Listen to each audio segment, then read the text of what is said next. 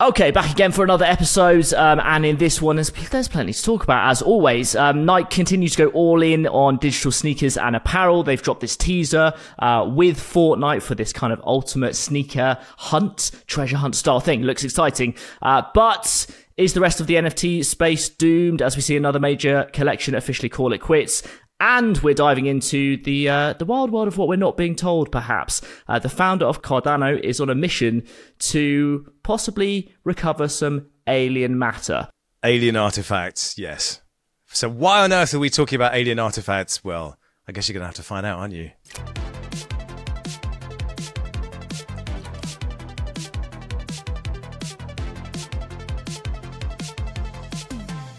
Okay, let's get into this then, and this is something to continuously pay attention to because we are seeing Nike literally get all of their chips and go, we're all in on digital sneakers as NFTs being a thing, and subtly doing it in worlds that we all know. So we recently saw the EA Games announcement, which was a big one. We're going to see Nike digital sneakers, their .swoosh Web3 brand, which is kind of their accessible sneakers to everybody, make it into games. We're not quite sure exactly what yet, probably Madden, maybe FIFA. This announcement is this trailer that they dropped on their own social accounts, which have 298 million followers. And it was a trailer that shows Nike in Fortnite and some sort of sneaker hunt going on here. It's happening on the 20th of June, so pretty shortly, whatever it is. But yeah, it's interesting to see them do this so shortly after EA Games. They've made their commitment and they are all in, right?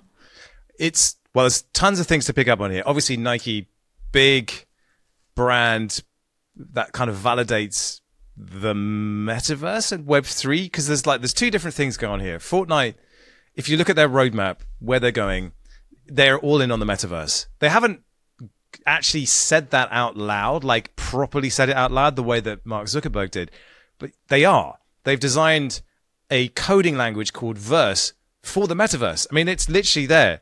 They are, within 2 years, hoping that Fortnite will have become a platform for the kind of vast open world experiences that we all think the metaverse will be. So there's that. And obviously Nike and Fortnite have partnered up previously with Janice, with Travis Scott, specific things, but they weren't Web3. That's what's got me kind of excited about this, because this is using Nike's .swoosh Web3 brand. This gets a little bit more complicated because, as we know, Nike bought Artifact, and Artifact were like OG Web3 NFT peeps. Also, huge background in gaming. Chris Lee used to create CSGO skins. Like, they are embedded in gaming. So you wonder how much they've had to do with this, but there is no mention of Artifact in any of this. So it's kind of like, well, where does Artifact fit in exactly? But there's no doubt, one of the big question marks has always been, where does Web3 fit into all of this? Should we even give a shit about Web3? Because it's always like this, oh, Web3 is everything and it's disruptive and it's going to change everything. It's going to change money. But I suspect, along with everything else, that like it's not going to be like we disrupt everything. There's going to be this slow coalescing of all these different things. Web3 is a part of the metaverse story. It's not everything. But like this is pretty damn like straight up. Like there's no messing about here. You've got Adidas doing alts, and it's like, yeah, this is legit. Yeah, it's cool. It's cool to see, and it's interesting as well because Nike, as you say, have been in Fortnite lots of times already. We've seen Nike sneakers in Fortnite already. Fortnite have their own economy of skins and stuff that is rare, but no real trading marketplace there. So it's a big statement from them. Yet, yeah, that might be what is coming as well. So it is very cool to see for sure. For anyone who's not aware of .swoosh it is a platform that they launched where you can kind of custom design sneakers. They did a drop recently, and they're kind of continuing on the Air Force One story with what they're calling Our Force One as their digital sneaker company that is, making it kind of available to everyone. And those reveals just happened as well. So they sold millions of dollars worth of those sneakers. Yes. What did you think of the new Nike sneakers? Yeah, I thought they were cool. I think it makes sense for anyone coming in new. It's kind of simple. They sort of messed up in classic NFT style, the original drop got delayed and stuff. So I was like, welcome newbies, come along. This is what happens in NFT drop. This is normal. This is part of the journey. It's part of the ride. Nothing works as advertised. And then, the reveals, like I did mine last night and I was like, okay, there's not much information about kind of what that means and everything, anything, but then we're seeing these kind of trailers drop. So there's enough there that's like, okay, this is interesting, and something is bubbling. But also the 3D files are being released very soon, so this feels like this is all going to coincide. So there is going to have the thing that is missing with a lot of the NFT space in the early days of this utility of actually being able to do anything with your digital artifact sneakers. Yeah, that's as that builds out. This is going to be. We're going to be. You need people who can build. You need people who can create stuff. And I think we've always assumed that 3D asset generation and 3D creation has always been sort of out of reach and a very specialized area of expertise. It still is. Now, let's be totally honest here, but it's becoming easier and easier for young game players to get their hands dirty with tools in Roblox, for instance. It's getting easier on Fortnite. It's not straightforward. Building in UFN, definitely not straightforward, but there's a lot of drag and drop that you can do in there, and you can kind of get busy with assets that already have logic built into them, which means you can kind of build a game pretty quickly. Like, I think it's fair to say that there are two things going on here. There's the market narrative, which is NFTs are down, crypto is down, crypto regulation is heavy on the horizon, and it's weighing everything down. But there's a cultural story to this, which is this stuff for these big brands makes enough sense for them to wave a very big stick at it, and they are. And I think it's just happening in front of our eyes right now. NFTs are being validated in the most kind of commercial and easy to adopt way possible. So that there's going to come a point within the next 18 months where it's just like, oh yeah, so what? It won't be remarkable anymore. Yeah. It's also, I mean, how this surely is playing out with Nike is that you can, sign up to .swoosh and you have your account like you would on any other website, and that's how you've revealed your sneakers, and it all happens through their site. I mean, I would assume after this Fortnite thing and the EA games things really launch, are they going to be built into the game where you log in with your Nike.swoosh account, and then you will be able to see your trainers and you'll be able to wear them in game? I mean, that seems like what is going to happen, and it's all sort of connecting slowly. Seems like it would make sense. The other big point of all of this, I think, which you kind of were mentioning there, and we've mentioned on the show before, but Fortnite particularly is kind of shaping up to be this next big distribution platform like YouTube has been over the last 10 years. And if you go back 15, 20 years, making video was really hard and was really expensive and was really difficult. And then YouTube kind of changed that. We had bedroom creators and everything that meant. This is the next wave. We are going to have bedroom game creators, right? And they are providing the tools that are getting creators to be able to start making video games themselves, which was never a possibility before. So this seems like the big major trend that is coming and is going to set up the next sort of league of creators for the next 10 years. Yeah, so we have been playing around in Fortnite as the CEO of BasedAF, which is our focus is the Metaverse. We're a Metaverse content studio.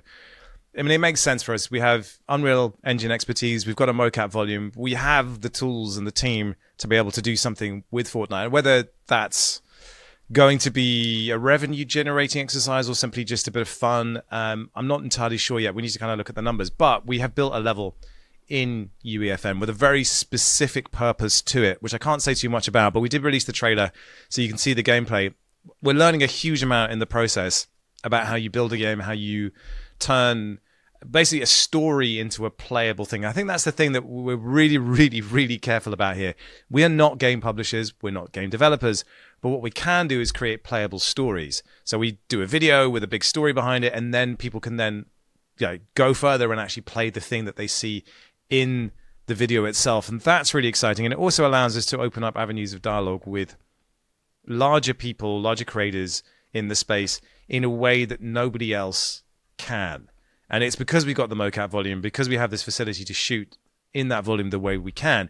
That's also another point. We released another little test this week, which was me interviewing an NPC. So we used the same software that was demoed by NVIDIA at Computex, talking about NPCs that can actually converse with you in real time. So we used Conv AI to do that. And in the video, I am playing the part of two different people. There's an NPC, which is actually conversing with me in real time. And then I'm playing the part of Karma, which is Lord and Mistress of Trashland. But what was so cool about it was we were able to shoot it in a virtual environment in real time. We didn't do any animation. We didn't do any rendering. This was just what was coming out of the game engine onto the camera in the volume. It's really hard for people to understand what I mean by that, but it's wild. It's absolutely wild. You get this cinematic CGI world that you can just be in, but in real time, as if you're shooting live action, and it just works. And so you can just, it's nuts. And I think I need to do another video where we explain just why it's so nuts and why it's such a game changer. Because like anyone who's come through from traditional animation and trying to get that level of performance into a character and into a scene, it's laborious. It takes a long time, but we're just like, yeah, press record, and then that's it. And then we edit with that. And so we can turn around stuff really fast, and we can start kind of just really experimenting with what's possible with it. It's awesome. It's really cool. Yeah, it's mad the difference speaking to people in tele or whatever, where you have a physical studio and physical cameras, and so you've got limited by that space and you film with those cameras, and then you do it in Unreal Engine and you have unlimited digital world really, and cameras and multiple angles and everything, and you can after the fact go and choose different angles. It's completely like groundbreaking, really, isn't it, as a new form of media? But it's funny because I'm looking at, for instance, Mr. Beast. Mr. Beast has this huge studio. It's a massive industrial unit with no vertical pillars. He can build as many sets as he wants in there, but that is very, very expensive. Very, very, very expensive. And I have unlimited power to create whatever I want in an 8 meter by 8 meter space, and I can spin it up in like 2 days. So it's basically that, and then I can shoot in there as if I'm shooting in the real world. Now there are limitations, of course, the interactivity, the ability to bring multiple people into that space. That's difficult, but obviously we choose our battles carefully. We're working on the interactivity part, having props that we can kind of work with, but we can track all those props in real time. And the studio is modular and upgradable, so we can add more cameras, we can upgrade the cameras themselves to a higher caliber of camera. And the thing that we're really struggling with at the moment, which is probably the hardest thing of all, is facial performance.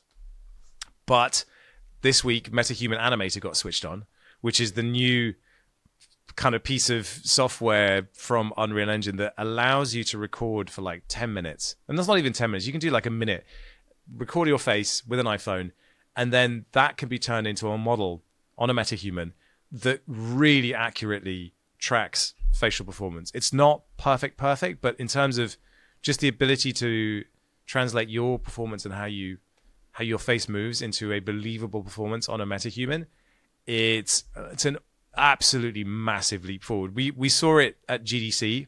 We didn't know when it was going to come out, but it came out this week, and it's just nuts. I mean, if you're a creator looking to get your feet wet in Unreal Engine, now you have a MetaHuman that you can create for free, a highly detailed version you can model up there any way you want.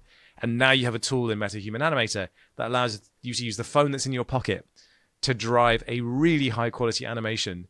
All you need though is a bit of balls to get into the system itself and to start learning Unreal, but the tools are there, and boy oh boy, it's pretty powerful stuff.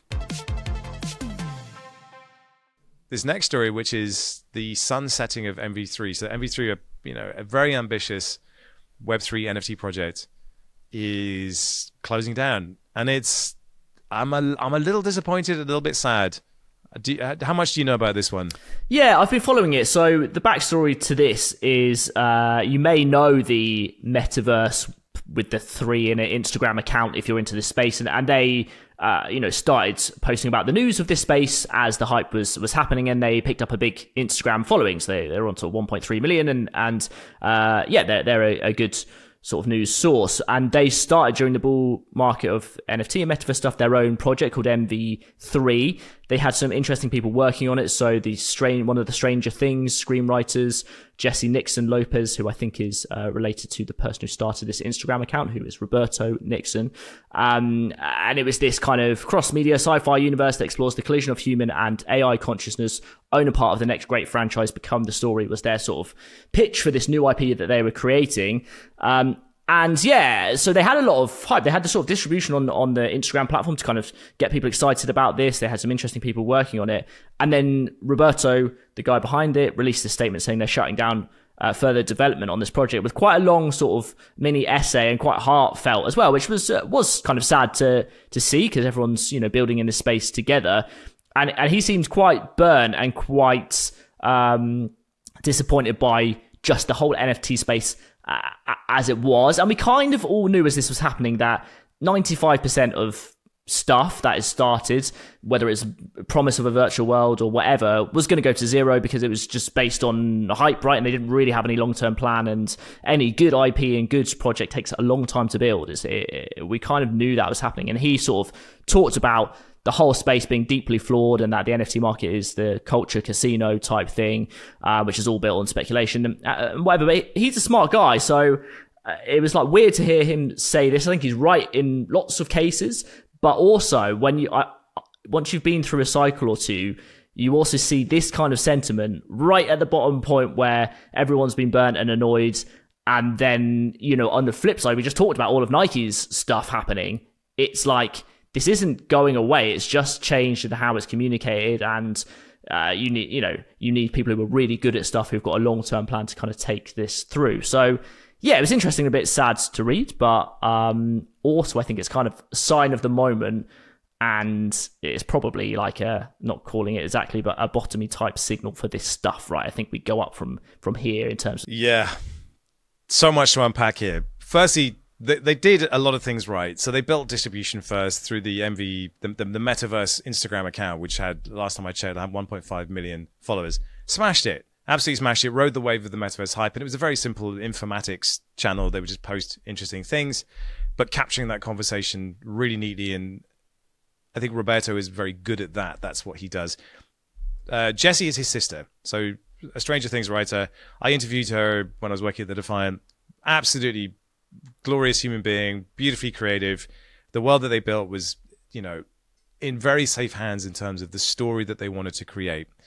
And very ambitious. So the whole thing, extremely ambitious. I think it gets a little difficult when you're saying we want to disrupt Hollywood and we want to go for this very top tier thing, because I just don't think that you can really compete on that level. If you try to disrupt the big boys, then you are setting yourself up for a tough time, because they can outcompete you. And I think this is something that Yuga Labs probably is finding at the moment, like, despite however much money they might have, it's definitely not enough to be really, really effective at this point. I mean, Roberto himself pivoted his content towards AI, and as a company that was like in the middle of that AI thing when we were trying to promote the metaverse and be in that conversation, the AI sucked all the oxygen out of the room, literally everything. And crypto was in its sort of down phase.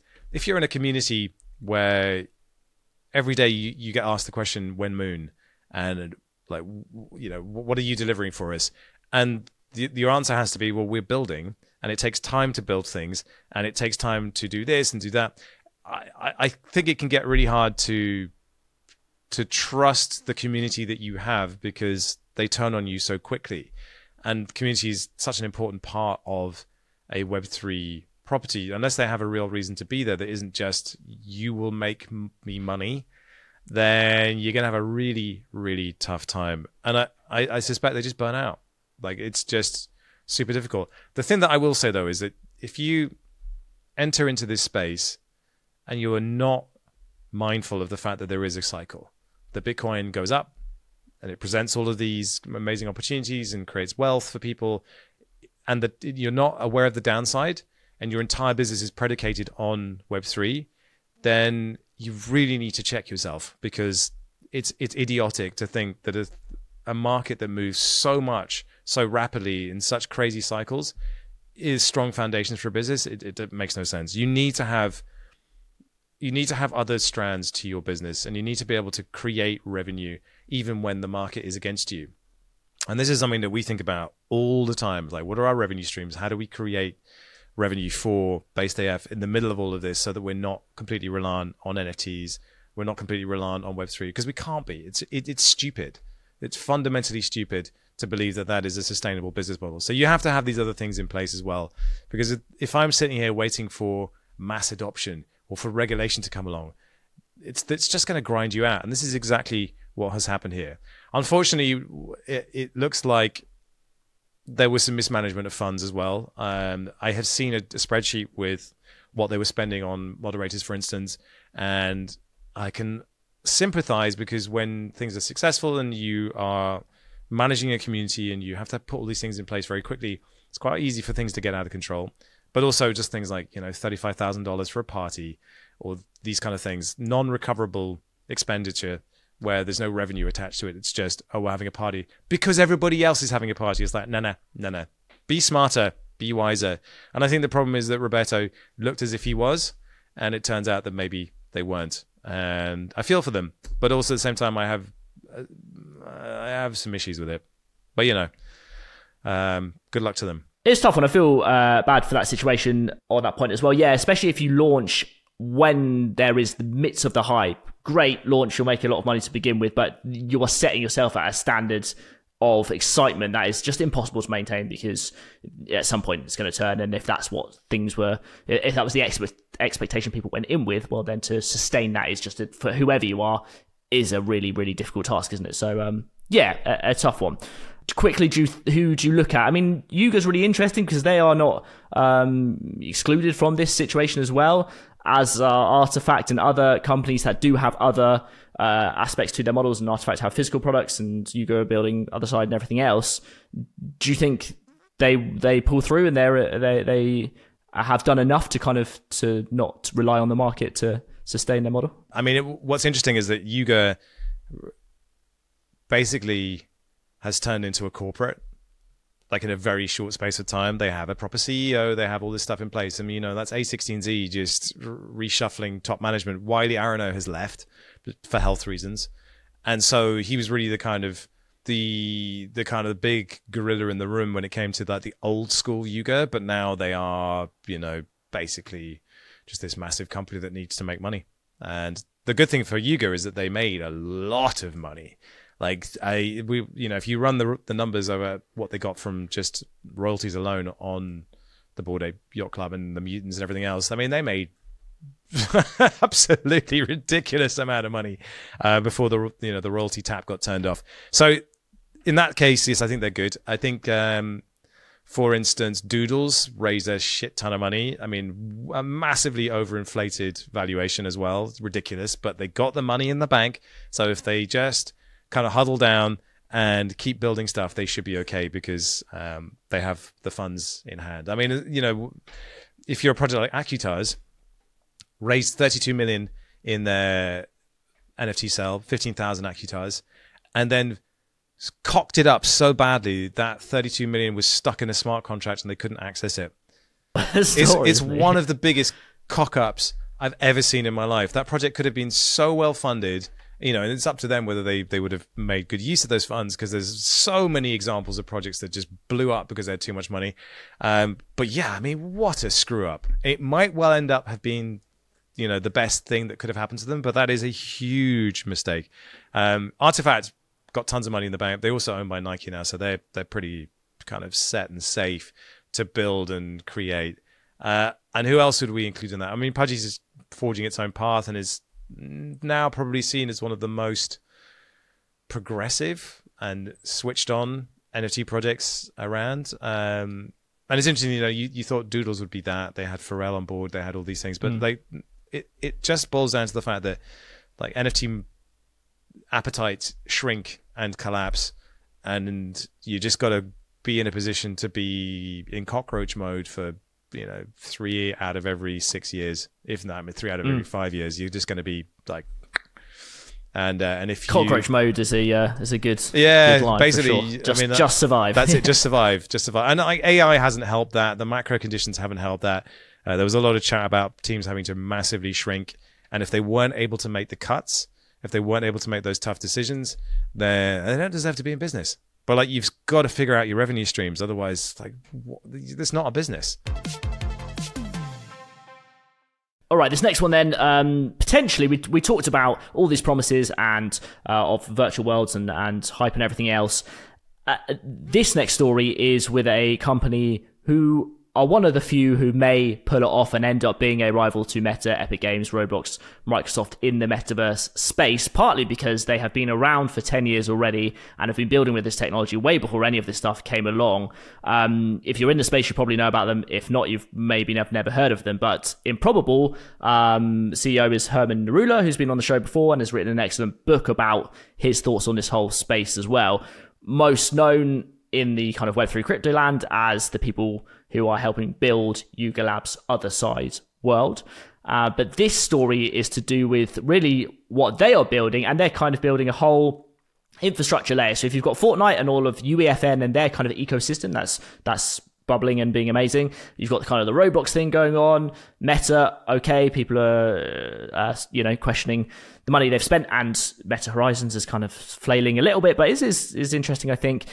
Improbable, with their sort of another company under them, M Squared, are creating a sort of network of tools that builders can come and use, brands can come and use, and create their own virtual worlds that then all interconnect, and it's based in the decentralized world. So that's probably a bit of information if you're not into this stuff. But yeah, it's interesting. So a backstory on them. Improbable as a company have been working with this tech for years. They had some big military contracts where they were doing stuff in VR. They've built games before. And their big thing, which the technology which they've created, which I think is pretty unique to them, is solving the problem of having lots of players in one instance at the same time in a virtual world. So with many other virtual worlds, Roblox and Fortnite as well, you can't have every single player in the same space at the same time for various reasons. But they, Improbable, are able to do that and have proved they can do it with 7,200 players already, and they're hoping to scale that to 10,000 people in the same space with spatial audio, and they've demonstrated that on the other side trips where people have been able to go and experience that. So that's something that they specifically have that a lot of other companies who are promising to build virtual worlds just don't have that technology. Google, Nvidia, and a Japanese company, Ubitus, are also partners with them, and their vision for this M Squared kind of network of virtual worlds is that it's all very open and accessible, and you don't need to download a program to go on it. So it's going to be cloud-based, so you just need a browser, eventually mobile as well. You don't need to wear a headset. It's going to be on desktop. So yeah, this is one of the companies who might be able to bring this vision to life, unlike many of the others who promised it. So what's your take on what they're doing? Yeah, well, I've actually got his book right here, Virtual Worlds. It's good, isn't it? Very good. Yeah, it's an interesting one because I read Matthew Ball's book about the metaverse, which is very dry, and it's a hard one to get through. This is Herman's take on the reason why we would ever want metaverses, because I think there's a lot of pushback on this. Like, why would we want to spend our time in these virtual worlds and just closed off from the real world when the real world is so rich and meaningful in its own right? And he makes the fair point that human beings have been creating essentially virtual worlds for millennia. And if you think about the ancient Romans, the gods exist in this kind of virtual soap opera where they're interacting with the world. And it's always been a human being's prerogative to create stories to explain the world around them. Like, the sun is eclipsed. It was the gods that did it. Now we know it's celestial bodies moving in front of each other. But that's how they created value systems for themselves that could then be translated back into the real world. And that really is the central thesis of this book, which is there's value to be created. And when we say value, it doesn't necessarily mean financial value. It can be emotional value, satisfaction, fulfillment, all these different kinds of things that are perhaps lacking in our day-to-day world. And it asks you to make some reassessments of how you think about, for instance, work. What is work? If I'm a gamer and I'm playing a game and I'm earning money on that, that's work, but it's also play. And am I more fulfilled than someone that turns up to an office, sits at a desk and crunches numbers all day long? Quite possibly. Yeah, so thinking about virtual worlds in terms of that, it's the basis, of course, for what they've done with Improbable. Improbable is the foundational layer, at the moment at least, as far as we know, for Yuga Labs' huge kind of MMORPG experiment called The Other Side, which has, it's massively ambitious. But one of the big promises of that was it would allow thousands of people simultaneously to enter a space and get jiggy with it. And it works. That's the crazy thing. I participated in another side trip, and it's wild. It's unlike anything else you've ever experienced. It is an orgy of sound and silliness. But that's great, and it's not something you've ever been able to experience before, because yes, you can drop 100 people on a Fortnite island, but that's really all you can do. And it very, very quickly reduces them. So by the time they're actually all in the same graphical physical space, there's only 4 people left. And of course, then you have instances. And we've played around with trying to get quite a lot of people into a Web3 platform like Metaverse. You quickly realize that it just breaks down if you have too many people in there. And that's just because, it's expensive to have that level of networking up and running and functioning all the time. So if you don't need it, you don't run it. And so it's a sort of supply and demand question. I think one of the really interesting things about what M Squared is doing, and Improbable are doing is they're very much building, as you said, this open system. And there's a couple of different components to that. One of them is MML, which is an open source web-based language and toolchain. It's basically a metaverse markup language. So this is, if you're familiar with JavaScript and HTML, and you build websites and these kind of things, it's designed to be super simple for you to use the same sort of tools that you're familiar with to build in metaverse worlds. And they have a version of this called the Construct. And we know that it works because we went in and we tried it. And some people from our community built a Fraz experience in there. So you can actually go into the Construct right now and see a little game where you can see my face as my metaverse version of myself with pink hair talking about Fraz, but we're in there. So you can already go and play around and build. Now, the aesthetic of the thing is kind of weird, and it's bathed in this sort of strange, soft glow. But I don't quite know what engine they're using to power it, whether it's a version of Unreal, whether it's their own engine. I'm not sure. I don't have the specifics on that. But what's absolutely 100% clear is that this is working in a browser right now. And it's the in-browser bit that's really important, because if you want to play Fortnite, for instance, it's like a 40, 50 gig package you have to download to your high-grade PC. And I think the kind of next big frontier, and I think you've talked about this in terms of VR as well, is pixel streaming. So it's the cloud computing and pixel streaming, so that I, as a casual participant, don't have to have a high-powered PC. I just need a browser. And then you can really open up accessibility to millions and millions of people simultaneously, which is really interesting. And so to see Improbable kind of delivering and executing on stuff in this way is cool. And it's literally just about like who right now can get in and build stuff. So someone from our community who does build websites just got in and started building stuff and said it was super easy. And so they just started tinkering around, and like it was incredible to see this. So I mean, from our point of view, obviously we look at Fortnite as a platform we would build on. And that's highly gamified, and it's really interesting. But there's no reason why we can't also play around with this open source and create things in there. It's super early, all of this stuff, but it does show you that there are companies that are very committed to this idea of open source. We know Adobe, NVIDIA are massively committed to it. We know that with Verse, the coding language in UEFN, they're trying to get to open standards that everyone can adopt. It just feels like everything's going to kind of start conversing with each other. It always felt like this thing that was impossible and shouldn't happen, but that's because games, as they are at the moment, just exist in these very deep vertical pillars. So why would a Call of Duty skin live in Roblox? I mean, it makes no sense. But if games are starting to be designed with this in mind, then it will make a lot more sense. Like Fortnite has all sorts of weird and wonderful different characters. You don't care that they're from different worlds or different IP. It's totally fine. So it's a really interesting time seeing this come out. There's also Lamina 1 from Neil Stevenson and the team there. They're building this layer 1 metaverse focused piece of infrastructure as well. I don't know how all this stuff connects to each other, but like just to see it there and to see what's going on from people who actually know how to execute, who actually know how to deliver stuff. And as you rightly said, like they've been doing this for years. They started the idea of M squared in 2012, I think it was. This is not just kind of grown up overnight. This is mature, well-considered technology. And we definitely need to have Herman on the show. I think we need him on as soon as possible to have a chat about this, because he's a fascinating dude. The other thing I would say is that when you launch the Construct, it's launched on NVIDIA. It's an NVIDIA hosted piece of content. And that gives you a huge amount of confidence, because NVIDIA are like absolutely killing it at the moment. Yeah. It feels like if this vision that people talked about before is going to happen, it's they stand a really good chance of being the people who build it, and it works, and they're proving it works as they go along, which is what a lot of people haven't been doing. So yeah, it's an interesting one to follow for sure.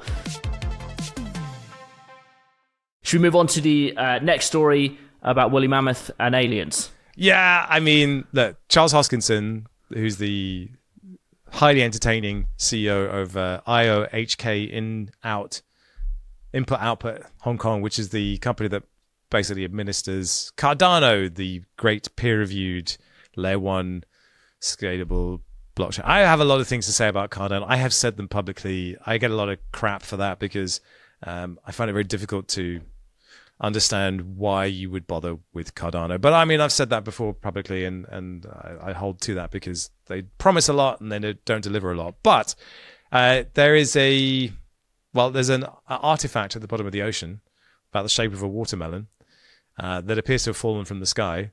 And NASA have confirmed that it does exist. But obviously going to the bottom of the ocean and digging these things up and determining whether they are of alien origin is expensive. And Charles Hoskinson is funding this. So Charles is getting he as a character, I don't know the man, but he seems like a guy who's made so much money from crypto that now he's not quite sure what to do. So it's a fascinating story. It's a fascinating story. So there's like this elite group of engineers who were the founders of Ethereum who sat in a room together and argued at great length about what they should do with Ethereum. And Charles Hoskinson was one of those people, as was Gavin Wood, as was Vitalik.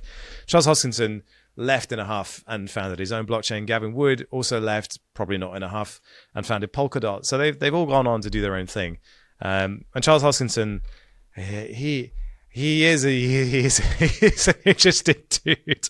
There's pictures of him online in like Afghan falconing gear. I mean, he flies falcons. He's just fascinating dude, and just incapable, it seems, of not tripping over his own feet. But he does these lengthy video chats where he's, "Hi, Charles Hoskinson here from," and then he just goes off and starts talking about Cardano. It's almost cult-like, but you know, if you believe in Cardano, good for you. But what he's doing here is he's getting his James Cameron freak on and trying to do some exploring. I think the reason I brought this up was that like I said, we're talking about virtual worlds, right? We're talking about fantasy worlds that we're going to conjure up out of our imagination. And there's nothing kind of quite like UFOs and this idea of, are we alone in the universe? And, you know, the stories have been out there recently that this whistleblower from the US government, David Grush, claims that the US government has been hoarding alien craft and has tons of evidence to prove it. So the UFO narrative has been springing up. But I tend to think, like, when in times of uncertainty, when particularly like in the light of AI and technology and everything else, we start to kind of build these stories around that explains everything. And like, I don't know what's going on, but there must be an explanation for it. It's like, the government is doing it. So it's, in a sense, it's another kind of virtual world, right? It's the conspiracies around it, and then the counter narrative and the narrative and the counter narrative. Someone's been sending me like flat Earth stuff recently. It's like, no, I've been looking back at this evidence, and then sent me another video which is like, this is Stanley Kubrick admitting that he faked the moon landing and it was his greatest film. And I'm like, that doesn't look like him, doesn't sound like him, and it's completely also untrue. CGI was rubbish then, so I don't know how that happened. Yeah, anyway, it's garbage. It's garbage. So there was a couple of quotes from Charles Hoskinson just that I loved. That he said, "I've always wanted to eat a dodo egg, and soon I'll have the chance." So he also funded a startup that's trying to bring back extinct animals like the woolly mammoth, the Tasmanian tiger, and the dodo.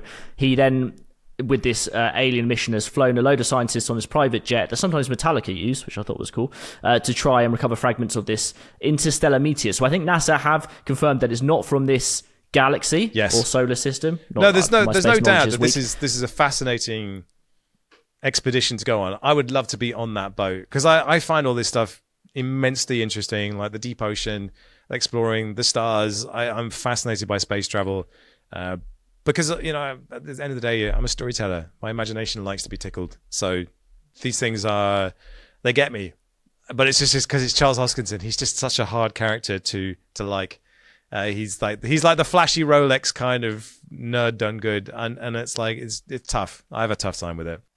The most hilarious outcome of all of this would be that if crypto, for all its highs and lows and nonsense at times, just does confirm the discovery of aliens, and it funded that, then that would be a story that nobody predicted. And game changer. Hilarious. Yeah. You're not going to believe what happened this week. Yeah. Remember last week when we thought we'd heard it all? No, there's more. It's like, chill out, technology. Slow down. Should we wrap up with what's coming to Based this week? Tell us what we can look forward to. Yes, well, we have a film. I mean, hopefully I'll be able to show a little bit more about the Blade Runner inspired NPC chat that we did, because that's the bit that gets me most excited. It's just the thing that I've been trying to build for the last 6 months finally actually works, and it works really well. We are building towards the release of this UEFN map and what that's going to be, but that's sort of further down the line. And we're going to be doing a profile of Jensen Huang, the CEO of NVIDIA, who's also a fascinating guy, really. The story of NVIDIA and how they've managed to pivot and stay relevant and keep pivoting and stay relevant. And this huge bet they made on AI back in like 2012 it was. To see that coming from 10 years out, very impressive. Just a fascinating company. And obviously, NVIDIA now positioning itself as this central hub for all these different technologies that connect to and inform the metaverse. I wouldn't be surprised if they ended up buying Epic. I could see that move happening. That would be quite a thing, but I don't know if the American Monopolies Commission will allow them to do that, because they seem to be hell-bent on preventing mergers of large technology companies at all costs at the moment. But still, I mean, it wouldn't surprise me. Really interesting. Good stuff. All right, well, plenty there, and plenty on the channel this week as well. So hit subscribe on YouTube if you're watching there, or follow on the podcast platform, and that's probably the pod, I reckon. I think that is the pod, and what a pod it was. What a pod. Peace. Peace!